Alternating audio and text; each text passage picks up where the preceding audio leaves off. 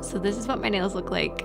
Oh, they look so bad. I kind of wish that I picked a day when my nails were in a little better condition. This is real life, people. Anyway, we're gonna sort it. The most important thing when you're applying fake nails is not the type that you're using, but actually the size that you're using. If you apply the wrong size, they do not look great. The majority of people will have an index finger and a ring finger that are pretty much the same. Then your pinky will be about 2 sizes smaller than that. Your middle finger is usually 1 size up from your ring finger, and then your thumb is usually 2 to 3 sizes bigger than your index finger. Does that make sense? Okay. You have to make sure that they fit perfectly. They're like shoes. You have to get the right size. I do apologize if you hear me clicking. I have JHS, which means that my joints click a lot. So if you can hear clicking, that's my joints. Happens a lot. These are the nails that I use. They actually do have petite ones as well. So if you have a very small nail bed, petite is the way to go. I'm going to be using the regular oval. It's not sponsored by Neaten. I don't think I've ever been sent anything by Neaten, to be honest. I find the easiest thing is to lay out your nails in pairs so you're not going to mix and match and end up getting glue everywhere. It just makes it simple.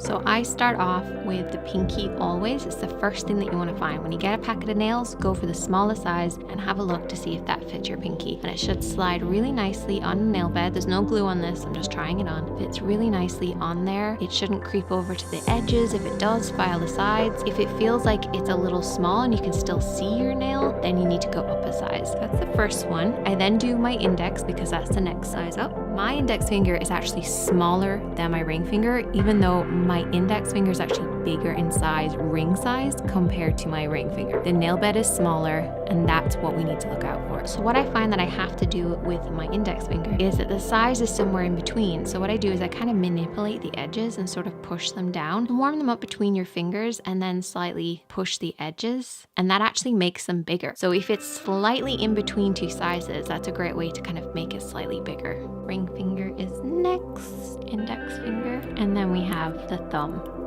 So let's actually start applying these babies. A lot of brands just put on really cheap glue. It means that nails fall off and then you have to buy more. That's how they get you. But Neaten have a really long lasting glue, so I love it so much. Before you start applying, be extra careful with nail glue. Don't have pets or kids around. This stuff is flammable. It can make you go blind. One time I set my hand on fire because of nail glue. I was lighting candles on a cake and all my hands went on fire. This stuff is dangerous. So I just apply a little dot. Applied a little bit of glue just on there. I don't put any on the actual nail itself because that's enough usually. Hold it then for a few seconds and it should set pretty well. You want to make sure you don't have any glue coming around the edges. If you do, I would take a piece of cardboard and just scrape that off, or even like a piece of plastic and scrape that off. If you use tissue, it'll just stick to your hand. Don't use tissue. As long as you apply a very even thin layer, you're good to go. And that'll be on there solidly now. That ain't coming off. Other side. On average, this takes me about 5 minutes.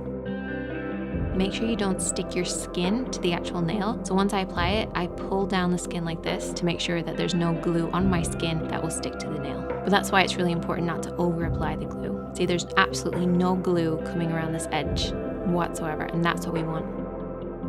Do not push it underneath your cuticle and make sure it's not touching your cuticle either.